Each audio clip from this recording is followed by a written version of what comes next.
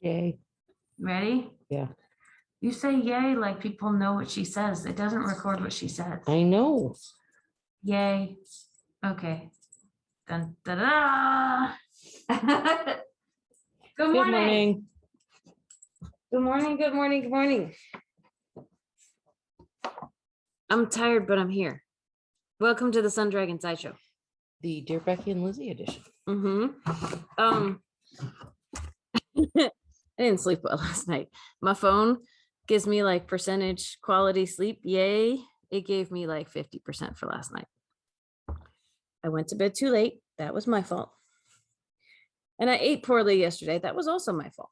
But then in the middle of the night, my body was like, we're gonna get you back for eating poorly. So it's a thing. It's a thing. I have drunk my coffee. I chugged it before coming in because I'm out of coffee contain. It's just a day, you know. All my travel coffee mugs are dirty. So I chugged my coffee and I got here and I don't feel more awake. It's a rainy, drizzly. It's rainy, drizzly. They were working on my AC last night. So, you know, I might have gone to bed early, but no. And they can't finish it until it needs to be dry for parts of what they need to do. And it's going to rain for like the rest of the week. So, you know, it's all good. How's your day going? I don't even think I've done introductions yet. Sorry. I'm Rebecca. I'm the owner of Sun Dragon Art and Fiber in rainy, dreary, yucky, but not horrible. I mean, it's just rainy and dreary, Brevard, North Carolina. I'm Liz. I'm the minion there. We could have a hurricane hitting us right now. But well, it's the outside layers. Yes, but we're not getting like hurricane. We're getting like hurricane outer, you know. So yeah, I feel for the people who are getting like inches and inches and inches of rain right now. We're just getting drizzly mess. So, and then I got inside up here and I was thinking about maybe putting something on, you know, not just my little t-shirt. And Liz was wearing her Ranunculus. So I decided to wear my Ranunculus. And they're both dark and broody. Twinsies. So we're twinsies, but you can't really see any of the pattern of the beautiful thing we have on. I can if I go like, but no, still can't see it. Okay, the difference in ours. So are we gonna stand up? Okay, so we're gonna do this. Sorry, can't do that gently. Okay, so this is a really cool sweater that you make with any weight yarn from lace weight to worsted on a size 10 needle, and somehow it magically works. I didn't test my gauge. It's one of the few sweaters I didn't test my gauge. I was terrified and I just did it. But mine is, you made yours first, right? Yeah. But I mean, she made all of hers first. I just finally made mine. But this is following the cropped instructions. Mine is with Jody Long Alba, which is like a really light DK yarn. So it's basically a sport weight. And I followed the instructions to just for the short sleeves where you're just binding off instead of putting them on stitch holders. I went to the cropped length. This is the only sweater I have that's cropped. It feels really weird. It feels like there's something missing. But it's the style right now. And I also did the provisional cast on, where you do a provisional cast on usually is so you can release and have live stitches later, but you follow the instructions and you just let it go. And it gives you this like comfy neck. So that is the story of mine. How is yours different? Mine is done on a size 11 needle because my first one I did on a 10 and, you know, it was cute, but she likes everything bigger. I like the positive eases. I crocheted the bottom edge. Oops. You can't see it. You can't see it. You need something. She added, this is not in the pattern. She added her own stuff. And your sleeves too. And my sleeves are the same. Like she knit to here and then there's a crocheted edging. So I could have kept going with my sleeves and I just made them super short. Mine's sport weight with Oxley, and they both just have ginormous. And the signature Ranunculus thing is this lace pattern that kind of looks like 4-leaf clovery things. Yeah, she's trying. But not well, but I'm trying. Yeah, we don't have like studio lights in here. This is all natural light and it's dark and broody outside. So well, we have overhead lights, but you know, we don't do special lights. I do special lights when I film at home to make things extra bright. We have not invested in that here at the shop yet, but I'll try afterwards if I can do a little bit of lightening and color correcting, so you might see all the patterny stuff. But the Jody Long Alba is like an alpaca. What is it? I want to go look now and see. It feels kind of like the organic merino of the Patagonia, but it's a different blend. Alpaca, merino, and viscose. Yeah, blend. And viscose is sometimes fancy words for bamboo. Not all the time. But often when it says viscose, I assume it's some synthetic form. Like it's not synthetic as in unnatural. It was a natural fiber that gets processed into. And often it's some kind of plant fiber, you know. So it feels wonderful and soft, and it's a little bit warm, which is great for these cold, damp, dreary days. This is not necessarily something I would wear in the winter to keep me super warm because it's short sleeve, and it, you know, I could, if I was inside, maybe wear this and be comfy. But it's good for those in between days, you know, like I don't do a whole lot of short sleeve things out of animal fiber, but I've done a couple. If fall you weather. Follow the long sleeve pattern, like even this, I'll wear a sweater or a sweater. I'll wear a long sleeve underneath. Try again. Yeah. And it's warm. Like, well, and what is yours made out of? Mine is Oxley, which is a discontinued yarn that we only have a very little bit left of, but it's got yak. I want to say it only took 2. Yeah, that's the thing. It took like a skein and a half of Alba. Alba does have like 382 yards on it. So, but it's a pattern that if you're doing the croppy version, it suggests you only need about 800 yards of yarn. Yeah. Which is not a lot, even for like the biggest size. And it has a basic size, and then it has variations for bigger chested people. And I did for like the, I want to say 47 inch or something like that. I don't know, 45. It's comfy. I'm glad it worked out. It was one of those, I wasn't sure it was going to work out. And so I've got it hanging up in the shop, but when she was wearing hers today, I went, I'm going to wear mine too. Twinsies. We'll see if we start running around doing so we just filmed a little behind the scenes of all the work we're hoping to do today. Sometimes when it's dreary and rainy out, we have time to get work done, and sometimes it means everyone comes to the yarn shop even though it's dreary and rainy. I don't know. So we'll see what we get done and what we don't. But if you are an upper level patron over on Patreon, we will be posting a video hopefully sometime today.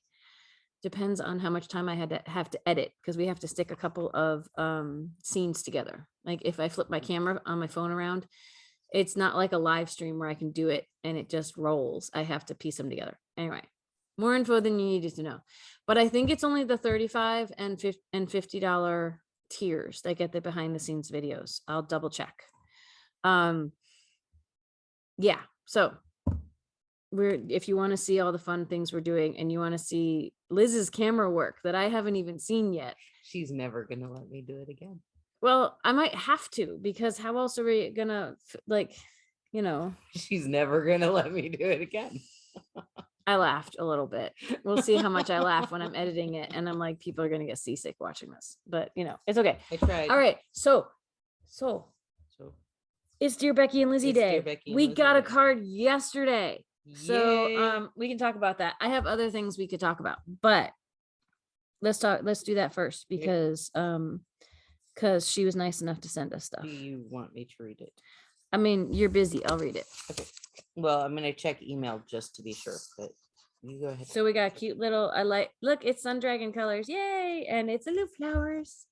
I told you we cherish each and every letter we get. We have a little basket for them. It's addressed to Becky and Lizzy. I love it. Dear Becky and Lizzy, I am interested. It doesn't say that's me. I am interested in any tips about frogging when you make a mistake a few rows back. It is the one thing that intimidates me when knitting. I end up ripping the whole project out. I was a crocheter for years, and it's not as big a deal. Much love. And we protect all names for the innocent. So we'll just say much love, knitting crochet or something, starts with a K. So I'm pretty sure we might have talked about things having to do with this before, but it's worth revisiting. For those of you who aren't familiar with the lingo, and after we talk about a little bit of lingo, we can go back to like crochet versus knit. Why it's like, this is like moving from crochet to knitting. It's like, what the heck? It is not as big a deal when you make a problem in crochet. It's absolutely true. Actually, let's start there. You make a problem in crochet, you pull your hook out and you pull your yarn, you frog it until you get past where the mistake happened. And yes, go ahead. And until you have one loop left that you can stick your hook back in and go again. Yeah, when you make a mistake, and we got to go back to what frogging means. That's what I was bouncing around with what we make assumptions. Everybody does that. So when you make a mistake in crochet, the only way to fix it is to rip it out back to where your mistake is. But like Liz is saying, it's easy once you get back there. Like when you pause in crochet and you're done with a stitch and ready to do a new stitch, I always tell beginning crocheters, you're done when there's one loop on the hook. Mm-hmm. And what she's saying is you rip it back out. So rip it, like pull, and it rips the stitches out, but it rips it out where, you're not ripping the yarn in pieces, but you're ripping your stitches out. They're unraveling. But in crochet, you rip back till there's a one loop that makes sense and recognize it, and you stick it back on your hook and you take off again. Because in crochet, you're creating where all your stitches go. In knitting, you have to keep track of, like, look at Liz's. There's all these loops here. And they're all meant to be there, and she's got to keep track of them all, because if she lets one go or something weird happens, it could unravel all the way down or part of the way down, or, a few rows back could mean that she accidentally knit two together and your stitch count is off. One of my Papillons in recent memory, I'm cruising along.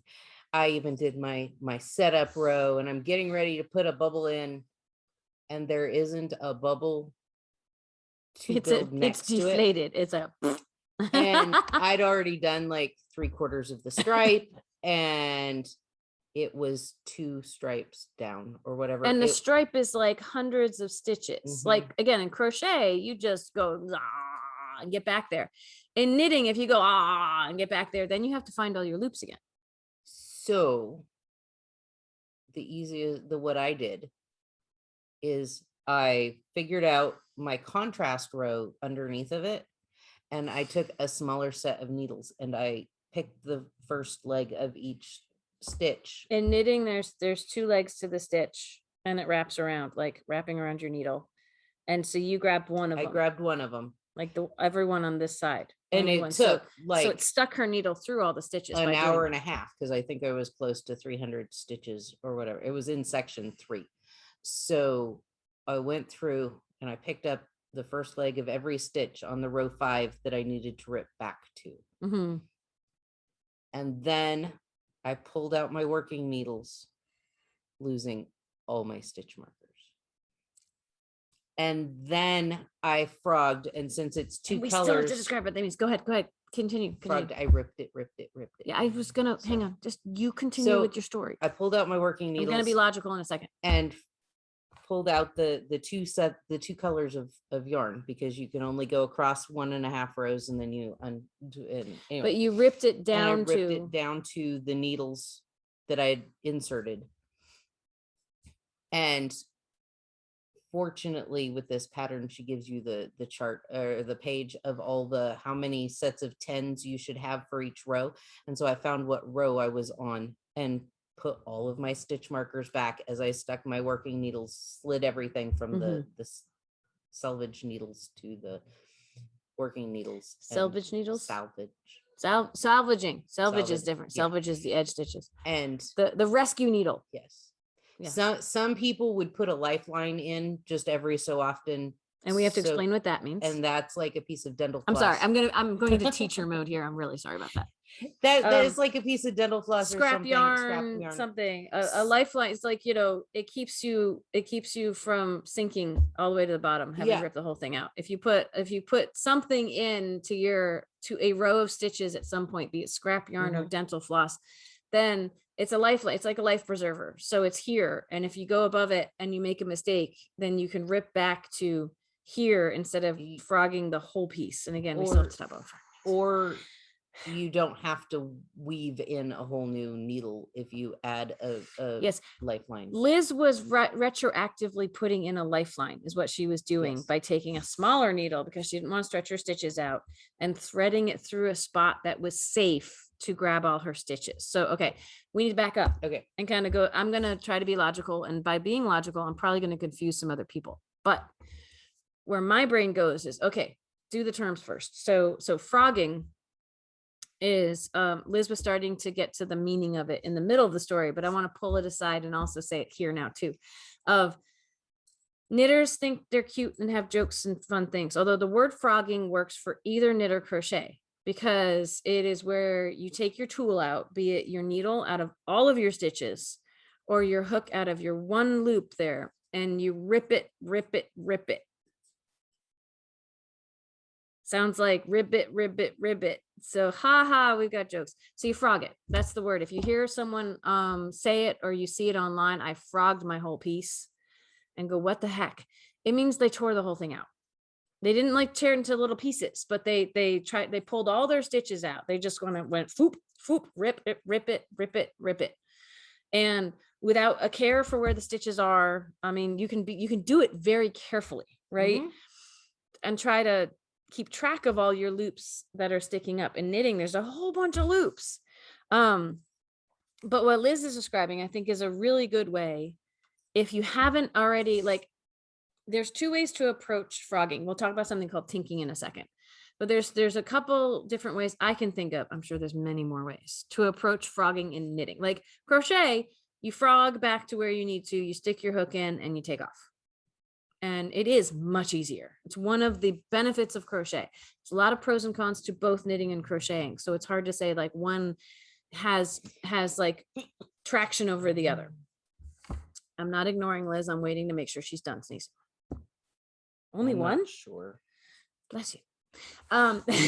So there's when you, especially when there's a lot of lace work and fancy complicated stitches, you can start by putting a lifeline in when you're on an easy row and going up from there. Or you can do what Liz was talking about, where you thought you were fine and you didn't need a lifeline and you're knitting along, and then you see like a few rows down is what this writer was talking about. You see a problem. And if you need to rip back to it, you can thread a lifeline in with a small knitting needle, like small long cable, a row or two underneath that. Like find the thing that makes sense. For me on a lace work thing, if it's doing fancy yarn overs and combos on the right side and then purling back across or just knitting back across on the wrong side, that wrong side row where you have a loop, you don't have something fancy combo thing happening, you just have stitches going straight across to like set it in place. That's where I try to stick my lifeline, my retroactive lifeline, my rescue line. Right. And then pull back to it. But that's with on the Papillon, there are the contrast rows are really good rows for that because there's nothing happening other than maybe some increases. But they look like wavy lines, but they are straight lines on your needle. The wavy lines are created by the other color doing the back and forth. But trying to like the other way to fix things that we often talk about is called tinking. And tink, which also sounds like a weird word because it doesn't even have any like connection like frog does to something. It's the word knit spelled backwards. And it refers to carefully piecing, like backing out one stitch at a time. And my morning meditation a couple of mornings ago, I was holding my mohair with my fingering weight, and the mohair got all lumped together, and I discovered 2 or 3 stitches that I was I had 2 strands of mohair caught up, and I didn't want that. So I had to tink back on camera. I had to back it out. And there's a way you do that. It's hard to describe here without seeing a close up of what it looks like, right? But it's sticking the needle that you've been working off of, it's sticking that one into the row underneath to get the row underneath back up on the holding needle and backing out 1 stitch at a time. And you can do that with the bubbles on the Papillon, but if you're doing wraps and turns, you have to find your wrap. You have to, there's a lot to pay attention to that. Like I wouldn't I wouldn't frog a bubble unless I had like like you're talking about a safety line below it. And tinking involves paying a lot of attention. I will tink out a bubble if I'm working just past the bubble, like same stripe. So not something several rows down. But like if I realized I made a mistake even further down, I'm going to frog it. But if it's the same, or even if it's 1 stripe lower, like if I might tink back, because it's a lot of time to frog out the bubbles and try to catch all your stitches or hope that you caught them with your lifeline. Yeah. You can just frog and leave the stitches hanging. Like I can Rebecca does some cool voodoo that wigs people out. Yeah. If you backed, like if you had to go down and fix just like 2 or 3 stitches in the middle of a row, Rebecca like she'll slide over and she'll drop stitches. And yeah, I mean there's if say let's take a look at this, and I've already let some stitches come off. Say there was a problem down here, I could just slide over to this stitch and drop it down and pick it back up again. That's only if you know what you're doing though, and which direction things need to go in. With the Papillon, there's enough shifting of stitches with the short rows is if you notice a drop stitch right here, you may not be able to pick it up accurately through all of the rows. It might work fine, or it might be going over a short row and a wrap and turn, and that becomes an ugly mess. So I would recommend for something like that, backing out.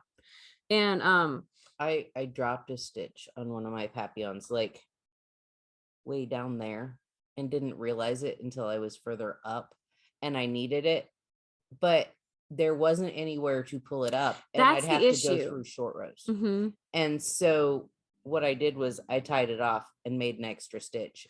Because when a stitch falls off, like if I go over, let's do this.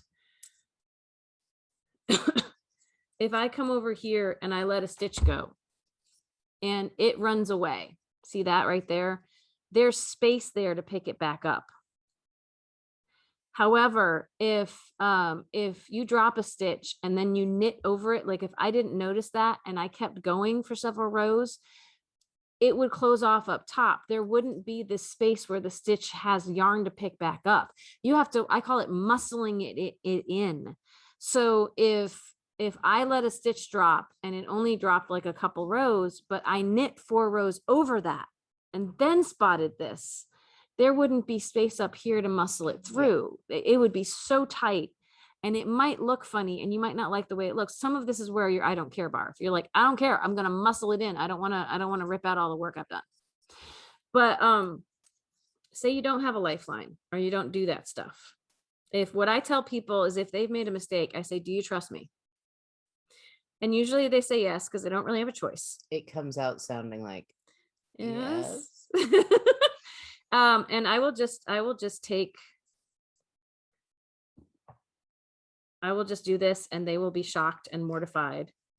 And I'm just going to do this because I'm not going to rip this whole thing out. I have done the method of pulling out the needles and frogging to the row that I need to. But I find putting a lifeline in, just putting a lifeline in is a lifesaver. It absolutely, it saves your project. But for some people, I don't want to take the time to do that. So I will take it out and then this is frogging, rip it, rip it, rip it. This actually gives me a chance to see how wide my piece is. That's pretty wide. This is Jody Long Coastline brighten, and it's supposed to be a boxy thing. So I think it's, I might leave it off the needles fully to see if this is the width I want it to be. But what I would do with these stitches that are hanging out here, and because it's knit one, purl one, see how they're all going in different directions? I've already let this drop. I need to pick that back up, but you can pinch right underneath. Again, the camera's really far away to try to show you this, but sometimes I put it flat down on the table and I just start to stick my needle into each of the loops, and I'm going to let them pile up on the tip here. I'm not going to try to push them way back and pick up more, because if I do that, they're all connected. I even did a life lesson on this, right? If I push this that's at the tip of my needle back on the needle, it's going to get bigger and it could pull one of the other loops that I'm still trying to get onto the needle. And here's where my drop stitch thing is. I'm not going to try to fix that. And ideally, what I try to do, and I already got this way out of the camera, what I try to do is I try to pick up each loop. In theory, if I can get them back on the needle with the right leg in facing me, like so, turning it like this, that would be wonderful. And the top loop caught on my needle, that would be wonderful. It's not always going to happen. One of these loops might slide a little below another stitch. And see, once I get it all piled up, I keep the one that's closest to the tip right there, and I slide the other ones back. So I'm not stretching stitches out and pulling them out of work that I haven't gotten on my needle yet. But if I can't get it on A, in the right direction, or B, the top loop, because it's already slipped because I let this hang and it pulled on the stitches, I try to get one loop for every column of stitches. Like, get all your stitches on, even if they're in hinky directions and stuff. You can always do another pass where you're slipping them back and forth from needle to needle and writing them out, getting them in the right direction.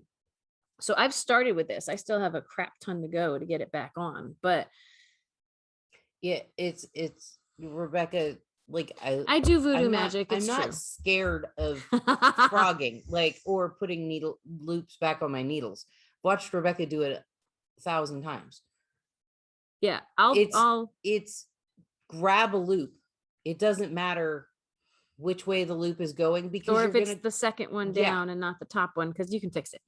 you can move stuff around in there, because you'll do a second pass on it just to make sure everything's going the right way. And like, yeah, what I would do, especially with the circular one, is then I will slip them from one needle to the other and check the direction and orientation of them. And there's one here that I've got a leg, like I grab the loop underneath, and the reason I can fix things by just grabbing loops, what I call ladders, climbing the ladder if it starts to fall, and flipping them this way or that and getting them fixed. The reason I can do it quickly is more because I fixed my own mistakes. Everybody makes mistakes. If you don't make mistakes, you don't learn how to fix them. Doesn't matter how experienced you are, you're gonna mess up, and that's okay. It's fixing that or letting it go. If your I don't care bar is like, let's just keep going. It's because I fixed so many of my mistakes, and I fixed so many of other people's mistakes. And it's not going to look perfect. If you have to fudge it and pull on things, the tension may not be right. Some of that comes out with blocking.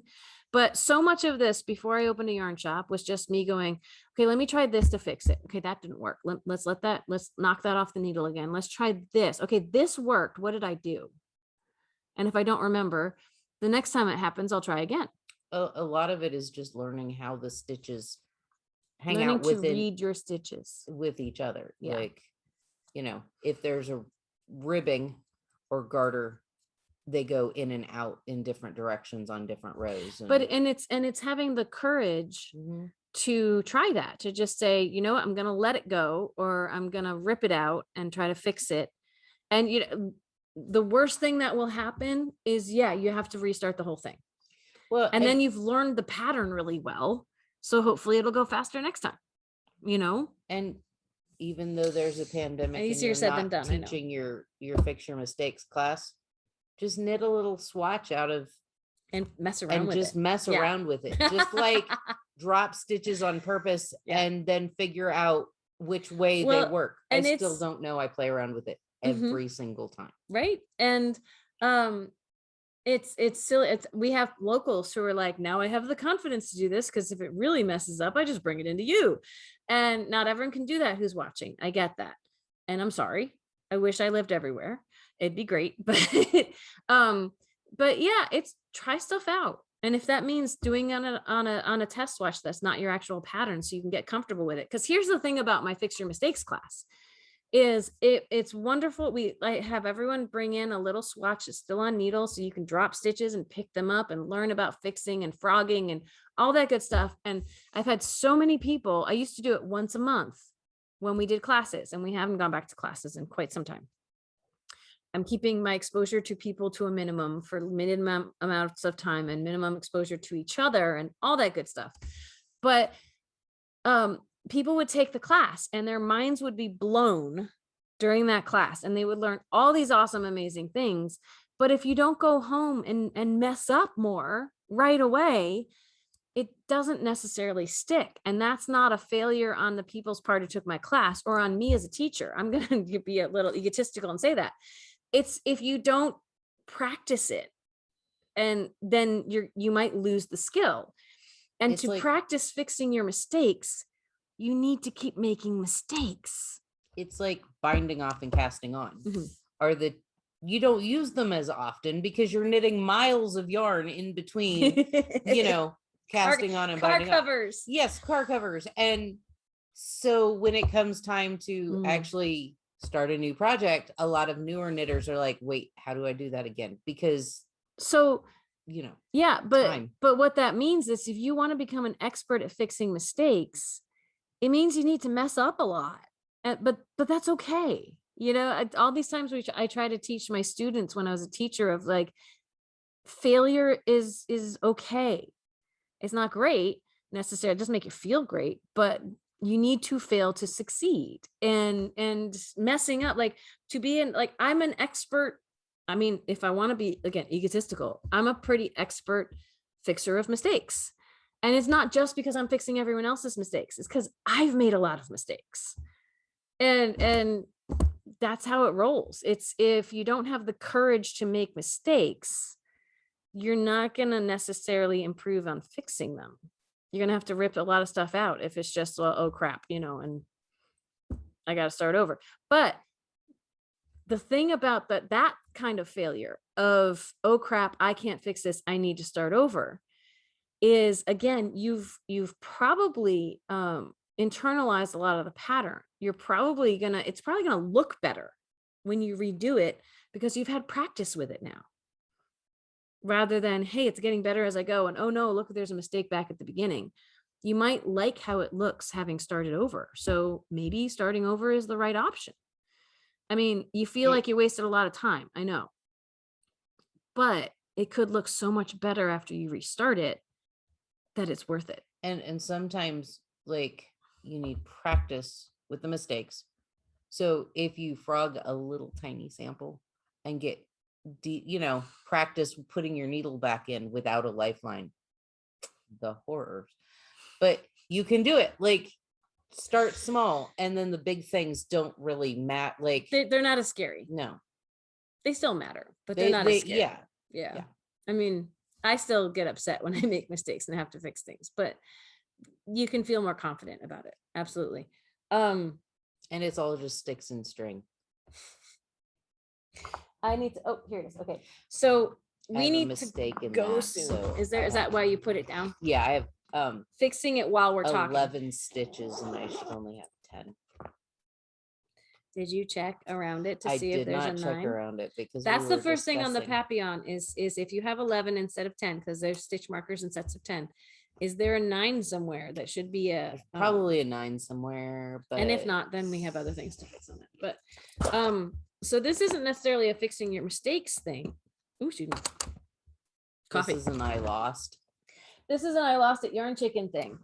So Yarn Chicken, you're learning all the fun terminology today. Yarn Chicken is where it, the terminology of playing chicken comes from when two people in cars or bikes or something are like coming at each other, and who's going to blink first and get out of the way, who's going to like lose their nerve. And so it kind of works with this and it kind of doesn't. But what it's become known as is you're having a battle of wits with your yarn and you're staring it down and you're like, it's not going to swerve first. it's not, you're going to win or lose, but the yarn is ultimately the triumphant one. But you're staring it down saying, I have enough yarn to finish. I have enough yarn to finish. I have enough yarn to finish. I don't need to start another ball of yarn. And you will either win or run out of yarn.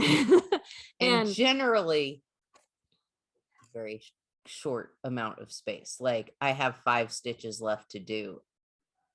So and I lost. And I don't know if y'all remember, like on Tuesday, I had a bunch of this top edge to do, but I had like a good half skein of yarn, and it's this Mayu lace and you're holding it double. So it starts to be eaten up kind of quickly. This is still the first skein of the blue for this piece, for this whole shawl, right? And I started a second skein right in here of the apricot. And I'm going along the top, and there are these short rows, but there's tons of them. They're not long rows. They're not short rows with wraps and turns necessarily, but they're not long rows, but there's a lot of them to go all the way across. And I'm like, I have plenty of yarn. I'm probably going to come close, but I have plenty. And last night I was sitting there going, I'm going to run out. I'm going to run out. And let's see. I don't know what happened up here. Oh, I remember I had to break my yarn because it was getting all knotty. So I've got this stuff here. I got to the end. I want to say I have 4 or 5 rows. It's the end of this diamond up there. And because I'm holding it double, it's the middle of the ball. You have about 4 inches. I have that much left. I could eke out. I like to leave 6 inches or so to weave in as a tail, but I'm still a good 4 or 5 rows at least from the end of this. And I ran out. I lost at Yarn Chicken. So we were both like, sleep on it. Let's see what you want to do, because I have options now and I have to figure out what I want to do, because to be all uniform, I'd love for it to be the apricot color.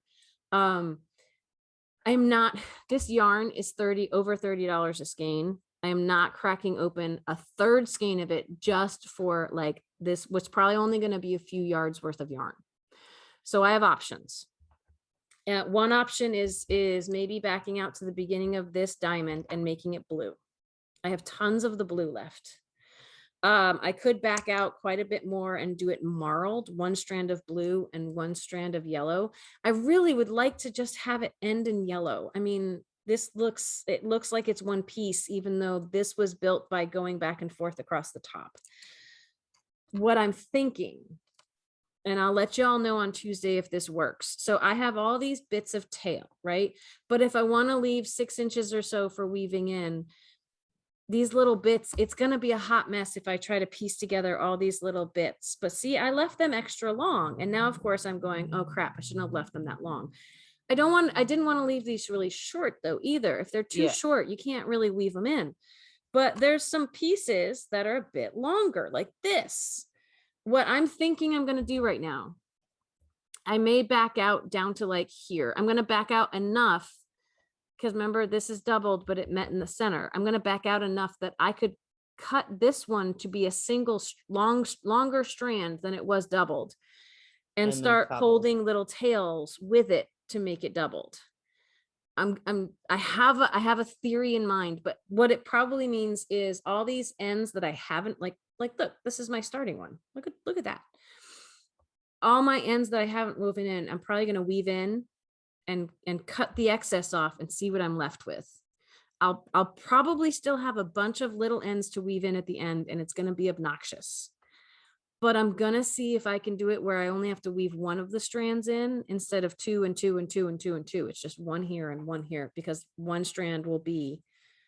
That was my theory. That was my not brilliance, but that was my aha. Lightning has struck my brain this morning. But I seriously, I think I have only 4 or 5 rows that will be getting shorter as they go, because it's supposed to come up to a little tip. And now I have to be creative. So I really thought I was going to have leftover yellow, like it wasn't going to eat up that much yarn, and it totally did.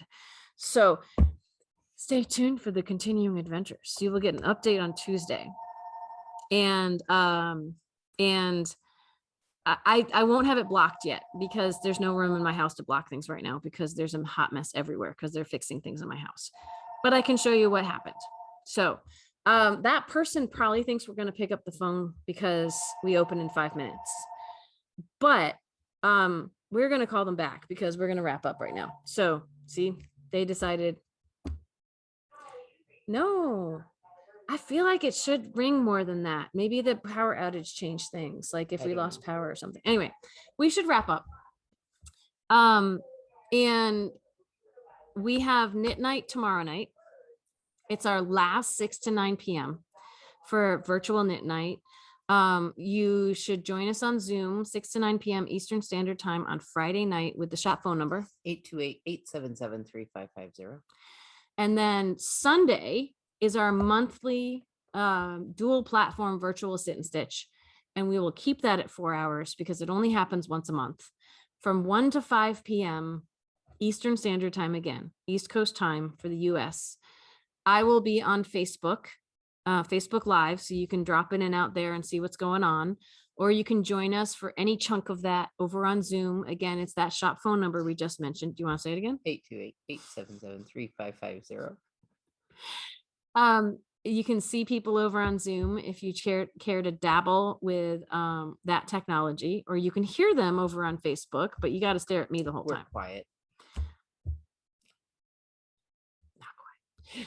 Next week, we're going to keep with our normal schedule of Tuesday, Wednesday, Thursday filming with all different things on all different days. By now, you know the routine. If not, go back and watch some old episodes. But Tuesday and Friday, starting next week, we're going to try scaling back to 2 hours of sit and stitch from 7 to 9 p.m. So we have time to get home, maybe make dinner, try not to die, that kind of thing. Self-care. But we understand that knit night is also self-care for a lot of people, and it is for us too. It's just 3 hours is, it's a lot. So we love you all. We miss you. We hope you join us for one of the sit and stitches. And someday we'll get back to some in-person stuff, but we also I'm a broken record on it. We don't want to lose track of our all over the place knitters who aren't local. So we're still working on theories of that, but luckily we don't feel comfortable doing in-person sit and stitch yet. So it's not an issue yet, but if you say, no, I want to come sit and stitch in person, anytime we're open and the weather is nice, you can come sit outside and knit. Maybe not at our table with our yarn on it, but we have a whole plaza with chairs and tables and things outside, and we're happy to have you chill nearby. We're just not hosting formal events. So stay safe.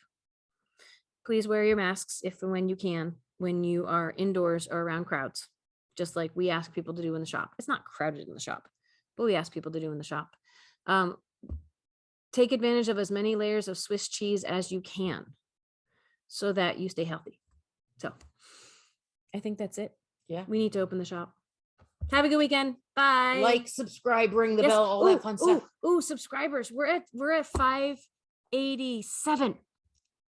We have like 13 subscribers to go, and we will give you all a sale.